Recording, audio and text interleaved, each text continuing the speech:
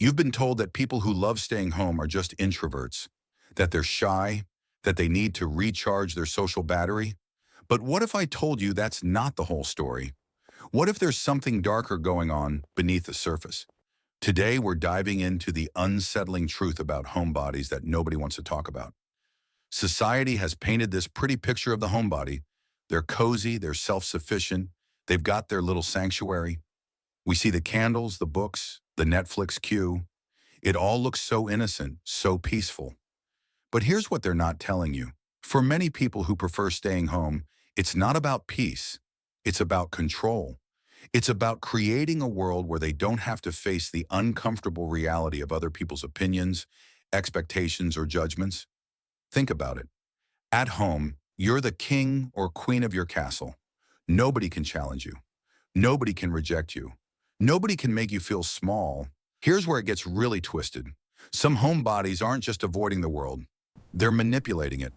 By staying home, they force other people to come to them. They create this dynamic where friends and family have to make all the effort.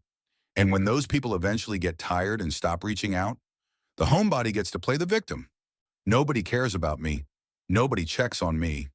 It's a perfect trap. They isolate themselves, then blame others for the isolation they created. There's another layer to this that nobody talks about. Many extreme homebodies secretly believe they're better than everyone else.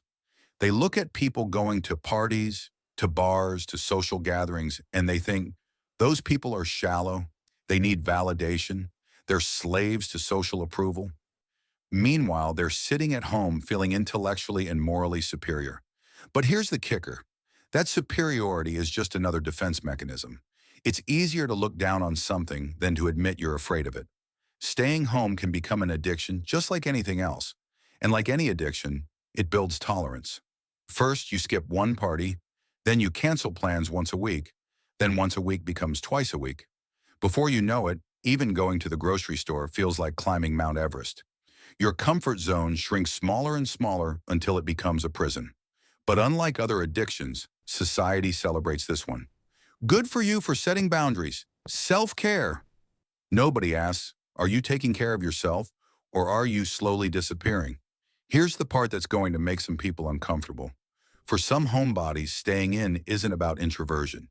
It's about controlling their environment so completely that they never have to grow, change, or be challenged. It's about creating a life so small and predictable that nothing unexpected can ever happen. But here's what that really means. They're choosing to stop living. They're choosing certainty over experience, safety over growth, the known over the possible, and the darkest part, they've convinced themselves this is wisdom. Some people who prefer staying home have mastered a subtle form of social engineering.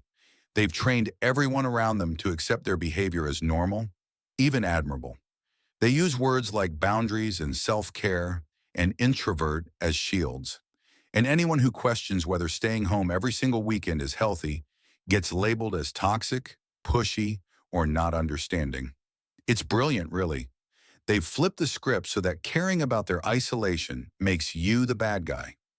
Now, before you think I'm attacking everyone who enjoys their alone time, I'm not. There's nothing wrong with preferring your home. There's nothing wrong with being an introvert. There's nothing wrong with needing space to recharge. But when staying home becomes your only mode of existence, when you've built walls so high that nobody can reach you, when you've created a life so isolated that you've forgotten what connection feels like, that's not self-care. That's self-sabotage. The dark psychology here isn't about enjoying your space. It's about using that space as a weapon against intimacy, growth, and the messy, uncomfortable beauty of being human. So here's what I want you to ask yourself. Are you staying home because it genuinely serves you? Or are you hiding from a world that feels too big, too scary, too unpredictable? Are you recharging or are you disappearing? Are you setting boundaries or are you building walls? Because here's the truth nobody wants to admit. The world is supposed to be uncomfortable sometimes. Growth happens in discomfort. Connection happens when you risk being seen. Life happens outside your comfort zone. You've been lied to about what staying home really means. It's not always peace. Sometimes it's prison. The question is, which one is it for you? If this made you uncomfortable, good. That means something in here hit close to home. Drop a comment and let me know. Are you a homebody who's truly thriving, or are you slowly shrinking your world? Be honest. And if you know someone who needs to hear this, share this video. Sometimes the kindest thing we can do is tell people the truth they're avoiding.